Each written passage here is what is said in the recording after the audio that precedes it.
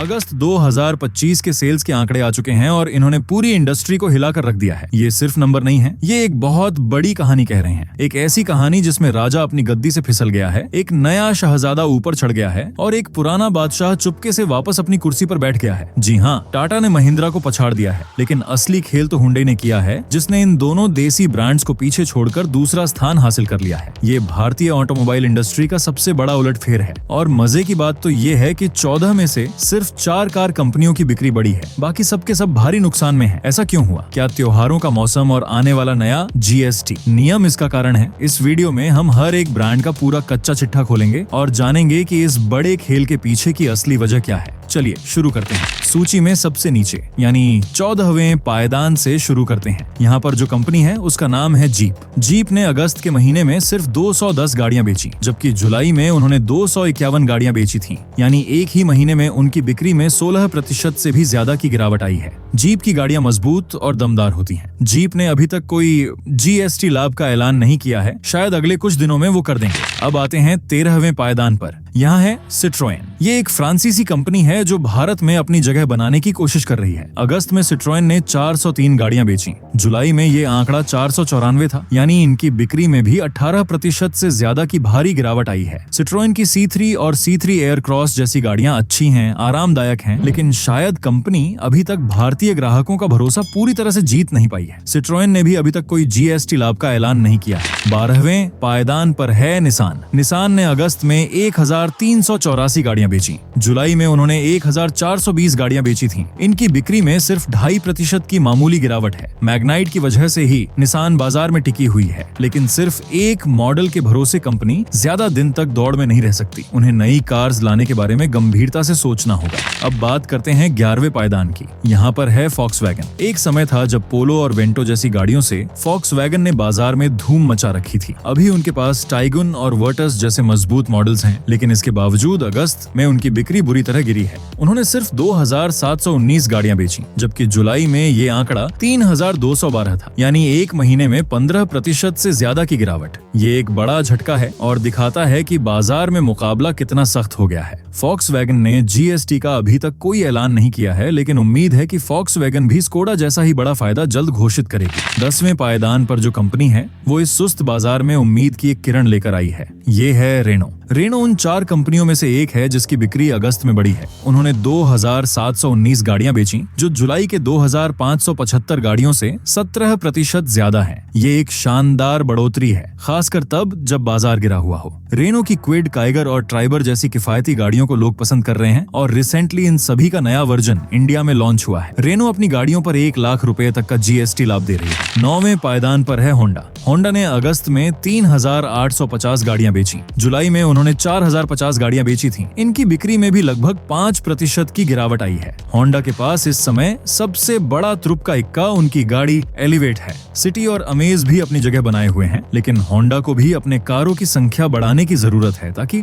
वो बाजार में लंबी दौड़ लगा सकें। होंडा ने भी अभी तक जीएसटी का कोई ऐलान नहीं किया। 8वें पायदान पर है स्कोडा। फॉक्सवैगन की तरह ही स्कोडा को भी अगस्त में बड़ा झटका लगा है। उन्होंने 4971 गाड़ियां बेची, जबकि जुलाई में ये आंकड़ा 5554 था, यानी 10.5% की गिरावट। कुशाक और स्लाविया बेहतरीन गाड़ियां हैं। सुरक्षा और बनावट के मामले में इनका कोई जवाब नहीं, लेकिन शायद ऊंची कीमत और रखरखाव का खर्च लोगों को थोड़ा सोचने पर मजबूर कर रहा है। सबसे बड़ा धमाका किया है स्कोडा ने, जो जीएसटी लाभ और अन्य छूट मिलाकर अपनी गाड़ियों पर 5,80,000 रुपए तक का अविश्वसनीय फायदा दे रही है। 7वें पायदान पर है एमजी। एमजी ने बाजार में अपनी पकड़ काफी अच्छी बना रखी है। अगस्त में उन्होंने 6578 गाड़ियां बेची, जो जुलाई के 6678 के आंकड़े से सिर्फ 1.5% कम है। इसे गिरावट कहना भी ठीक नहीं होगा, ये लगभग बराबरी का मामला है। हेक्टर, एस्टर और ग्लोस्टर जैसी गाड़ियों से एमजी ने ग्राहकों के बीच एक अच्छी जगह बना ली है और इस मुश्किल समय में भी वो मजबूती से खड़े हैं। एमजी मोटर्स ने अपनी गाड़ियों पर 3.04 लाख रुपए तक के जीएसटी लाभ की घोषणा की है। छठे पायदान पर है किया। ये एक चौंकाने वाला आंकड़ा है। किया जैसी बड़ी और लोकप्रिय कंपनी की बिक्री में 11.5% की बड़ी गिरावट आई है। उन्होंने अगस्त में 19,608 गाड़ियां बेची, जबकि जुलाई में ये आंकड़ा 22,135 था। सेल्टोस, सोनेट और कैरेंस जैसी गाड़ियां बाजार में धूम मचा रही हैं। फिर भी ये गिरावट चिंता का विषय है। शायद किया भी बाजार की आम सुस्ती का शिकार हो गई है। किया ने तो बाजार में तहलका मचा दिया है। वो अपनी गाड़ियों पर 4,50,000 रुपए तक का जीएसटी बेनिफिट दे रही है। अब हम आते हैं टॉप 5 कंपनियों की तरफ और यहीं से असली खेल शुरू होता है। 5वें पायदान पर है टोयोटा। टोयोटा दूसरी कंपनी है जिसने इस गिरते बाजार में भी बढ़ोतरी दर्ज की है। उन्होंने अगस्त में 29,302 गाड़ियां बेची, जो जुलाई के 29,159 के आंकड़े से आधा प्रतिशत ज्यादा है। ये बढ़ोतरी भले ही छोटी हो, लेकिन ये दिखाती है कि टोयोटा के ग्राहक उन पर कितना भरोसा करते हैं। इनोवा, फॉर्च्यूनर और हाईराइडर जैसी गाड़ियों का जादू आज भी बरकरार है। टोयोटा के भरोसेमंद ग्राहक अब 3,50,000 रुपए तक का भारी जीएसटी लाभ पा सकते हैं। अब वो घड़ी आ गई है जिसका हम सबको इंतजार था। चौथा, तीसरा और दूसरा पायदान, यहीं पर भारतीय ऑटोमोबाइल उद्योग का सबसे बड़ा उलटफेर हुआ है। तो चौथे पायदान पर जो कंपनी है उसका नाम सुनकर आपको सबसे बड़ा झटका लगेगा। ये है महिंद्रा। जी हाँ, महिंद्रा जो जुलाई के महीने में दूसरे नंबर पर थी, वो अगस्त में सीधे 2 पायदान खिसक कर चौथे नंबर पर आ गई है। ये इस महीने की सबसे बड़ी और सबसे चौंकाने वाली खबर है। महिंद्रा ने अगस्त में सिर्फ 39,399 गाड़ियां बेची, जबकि जुलाई में उन्होंने 49,871 गाड़ियों की बिक्री की थी। यानी एक ही महीने में 21% की बहुत भारी गिरावट। ये गिरावट क्यों आई? स्कॉर्पियो एन, एक्सयूवी, 700 थार जैसी गाड़ियों की मांग तो आसमान पर है, लोगों को महीनों इंतजार करना पड़ रहा है। फिर बिक्री में इतनी बड़ी गिरावट का क्या मतलब है? हो सकता है कि कंपनी उत्पादन की किसी समस्या से जूझ रही हो, या फिर लोग दिवाली का इंतजार कर रहे हो। वजह जो भी हो, लेकिन दूसरे नंबर से सीधे चौथे पर आना महिंद्रा के लिए एक बहुत बड़ा झटका है। महिंद्रा ने अपने गाड़ियों पर लगभग 1,50,000 रुपए तक के जीएसटी लाभ का ऐलान किया है। महिंद्रा के नीचे जाने का सीधा फायदा उसकी सबसे बड़ी देसी प्रतिद्वंद्वी को मिला है। और तीसरे पायदान पर शान से खड़ी है टाटा मोटर्स। टाटा ने वो कर दिखाया है जो पिछले कई महीनों से करने की कोशिश कर रही थी। उन्होंने महिंद्रा को बिक्री में पछाड़ दिया है। टाटा ने अगस्त में 41,001 गाड़ियां बेची, जुलाई में ये आंकड़ा 39,521 था। यानी जहां पूरा बाजार गिर रहा था, वहीं टाटा ने लगभग 4% की शानदार बढ़ोतरी दर्ज की है। ये इस महीने की तीसरी कंपनी है जिसने बढ़ोतरी दिखाई है। पंच, नेक्सन, हैरियर और सफारी टाटा की गाड़ियां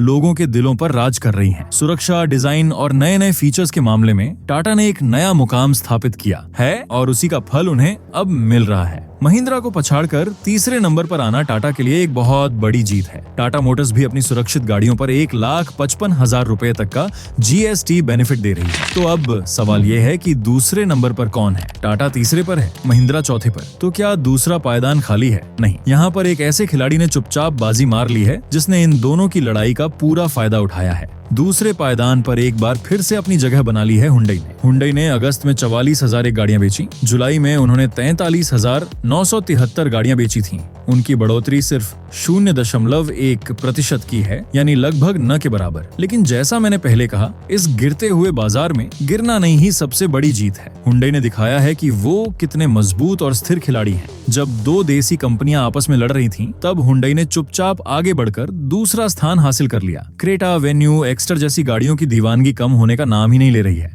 हुंडई ने साबित कर दिया है कि वो बाजार को अच्छी तरह समझते हैं और ग्राहकों की नब्ज पकड़ना जानते हैं। हुंडई अपने गाड़ियों पर लगभग 2.4 लाख रुपए तक का जबरदस्त जीएसटी फायदा दे रही है। और अब पहले पायदान की बात करते हैं, जहां कोई मुकाबला ही नहीं है। यहाँ हमेशा की तरह भारत का बादशाह मारुति सुजुकी काबिज है, लेकिन इस बाजार की सुनामी की कुछ लहरें बादशाह के किले तक भी पहुंची हैं। मारुति ने अगस्त में 1,31,278 गाड़ियां बेची। जुलाई में उन्होंने 1,37,776 गाड़ियां बेची थी। यानी उनकी बिक्री में भी लगभग 4.5% की गिरावट आई है। लेकिन उनकी बिक्री का आंकड़ा इतना बड़ा है कि ये गिरावट ज्यादा मायने नहीं रखती। मारुति आज भी दूसरे, तीसरे और चौथे नंबर की कंपनियों की कुल बिक्री से भी ज्यादा गाड़ियां अकेले बेच रही है। उनका दबदबा ऐसा है जिसे हिलाना फिलहाल किसी के बस की बात नहीं है। मारुति सुजुकी अपने एरिना शोरूम की गाड़ियों पर 1.4 लाख रुपए तक का जीएसटी फायदा ग्राहकों को देगी और साथ ही आपको दिवाली डिस्काउंट ऑफर भी मिलेगा। तो दोस्तों, ये थी अगस्त 2025 की पूरी कहानी। एक ऐसा महीना जहां ग्राहकों के इंतजार ने पूरे बाजार का समीकरण बदल दिया। महिंद्रा के लिए ये महीना एक बुरे सपने जैसा था, तो टाटा के लिए एक बड़ी जीत लेकर आया। लेकिन असली बाजीगर हुंडई साबित हुई, जिसने स्थिरता के साथ दूसरा ताज अपने नाम कर लिया। बाजार में ये सुस्ती सिर्फ एक तूफान से पहले की शांति है। सितंबर और अक्टूबर के महीने में त्योहारी मौसम शुरू होते ही बिक्री के ये आंकड़े आसमान छुएंगे। कंपनियां बड़े बड़े प्रस्ताव और छूट लेकर आएंगी और ग्राहक भी अपनी पसंदीदा गाड़ी घर लाने के लिए शोरूम की तरफ दौड़ेंगे। अगले महीने की रिपोर्ट और भी रोमांचक होने वाली है। क्या महिंद्रा वापसी कर पाएगी? क्या टाटा अपनी बढ़त बनाए रखेगी? ये जानने के लिए हमारे साथ बने रहें।